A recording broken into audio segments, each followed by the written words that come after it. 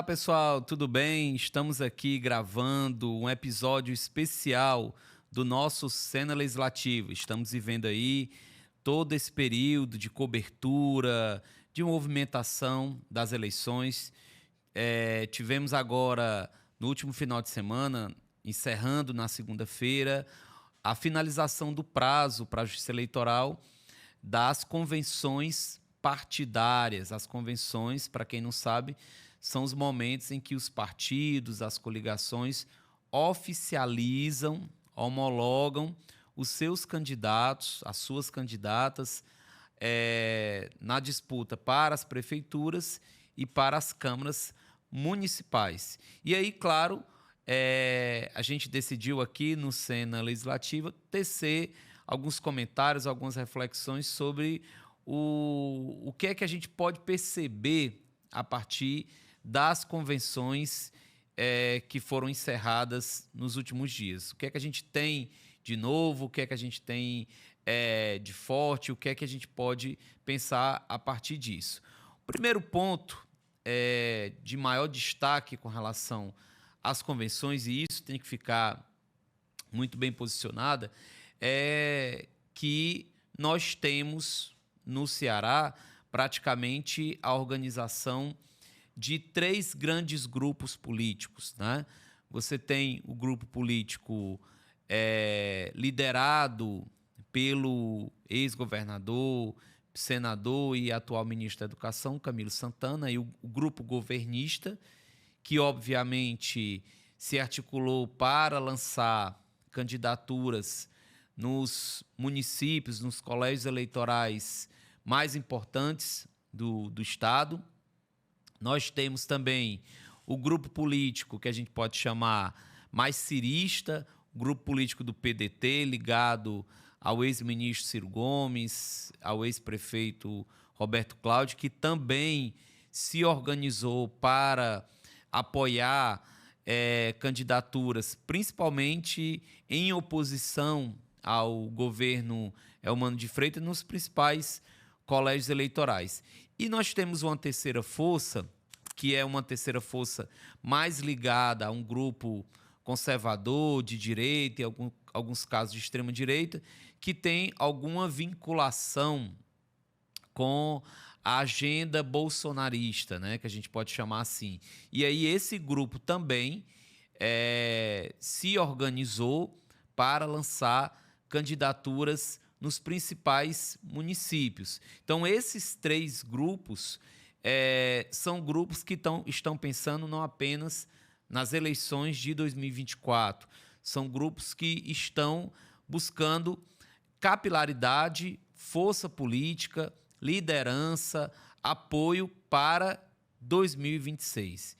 E, obviamente, as convenções elas foram um termômetro para isso, ou seja, uma busca de apresentar o maior número de aliados, de lideranças. A gente já viu as marcas de campanha, os jingles, as cores, o que é que vai ser predominante. Lembrando que a campanha em si ela é muito curta, ela é muito breve, né? Então, a gente tem aí basicamente 45 dias de campanha de fato. Então, é muito pouco tempo para se apresentar para o eleitor, apresentar uma proposta, participar de debates. Então, a gente vai ter aí um período muito frenético, um período muito intenso de disputas eleitorais em todas as grandes cidades do Ceará. A gente vai ver isso com bastante clareza. E aí é importante a gente ressaltar o papel de algumas cidades, né? Principalmente os colégios eleitorais mais disputados. A gente pode pegar aqui o caso de Fortaleza, Caucaia, Juazeiro do Norte, Sobral, Iguatu, municípios que têm um destaque no estado, que terão disputas competitivas e provavelmente vão ter uma presença mais marcante das lideranças de cada um desses grupos. Nós teremos campanhas bastante competitivas, né? Em todas essas cidades. A gente não consegue apontar favoritos, a gente não consegue apontar perspectivas de vitória de largada. Mesmo aqueles que estão em busca de reeleição, como é o caso de Fortaleza, o caso do prefeito Sarto, nós temos uma situação de um grande desafio, porque, apesar de ter melhorado nas últimas avaliações, o prefeito Sarto ainda tem uma avaliação pessoal, enquanto gestor, ainda muito reduzida, né? Então, aí você tem cenários que estão colocados bastante de conflito, de desafio para o eleitor.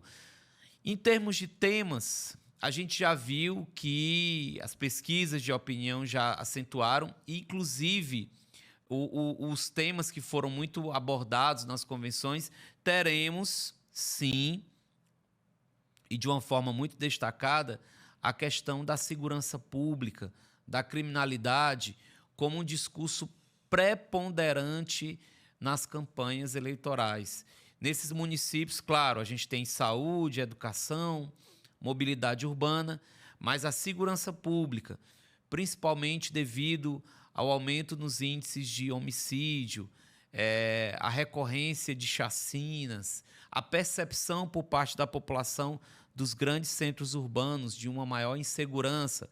Então, isso vai mobilizar a percepção do eleitor desses grandes centros urbanos e, obviamente, vai exigir uma resposta dos candidatos, ou seja, em termos de proposta, de discurso, de defesa para aqueles que estão aliados ao governo. Então, assim, esse tema vai mobilizar.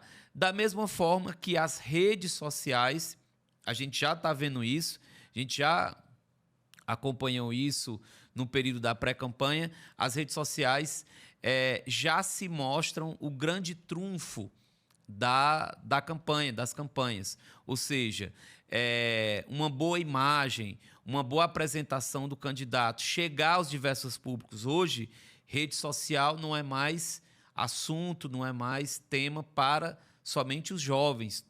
Todos os públicos têm incidência, têm as redes sociais, se informam pelas redes sociais, então isso acaba sendo muito importante. Então, todos os candidatos a prefeito buscam, de fato, se colocar, apresentar um perfil, atrelar o seu nome a um meme, fazer parte de uma trend. Então, isso aí está muito posto. E, por último, um elemento fundamental nessa disputa, e aí que ainda faz diferença para as eleições para prefeito, é o leque de apoio de lideranças, né? Sejam lideranças comunitárias, lideranças de bairro, lideranças sindicais, representativas. Para você ter chance, ter uma campanha competitiva em grandes centros urbanos, para além do número de partidos, dos recursos que você tem à sua disposição, é necessário também ter o apoio de lideranças. Por quê? Grandes centros urbanos têm as realidades as mais diversas. Se você for pegar o caso de Fortaleza, que tem 121 bairros, é praticamente impossível um candidato ter uma noção, um conhecimento sobre a realidade de cada um desses bairros. Então, é fundamental, e as convenções mostraram isso, ou seja, cada um dos candidatos que foram apresentados à população, ao eleitor, buscou trazer para a convenção as suas lideranças, os seus influenciadores, os seus apoiadores, justamente para dar uma dimensão dessa campanha em termos de apoio, de liderança, de relação com aquela comunidade, de relação, de identificação com os problemas da cidade. Então, esse é o panorama que a gente pode desenhar a partir das convenções partidárias que encerraram recentemente. A gente vai acompanhar todos os dias esses movimentos e vai aqui no nosso Cena Legislativa trazer para você análises quentinhas sobre o panorama político-eleitoral aqui dos municípios cearenses. Então é isso, muito obrigado, vejo você no nosso próximo programa.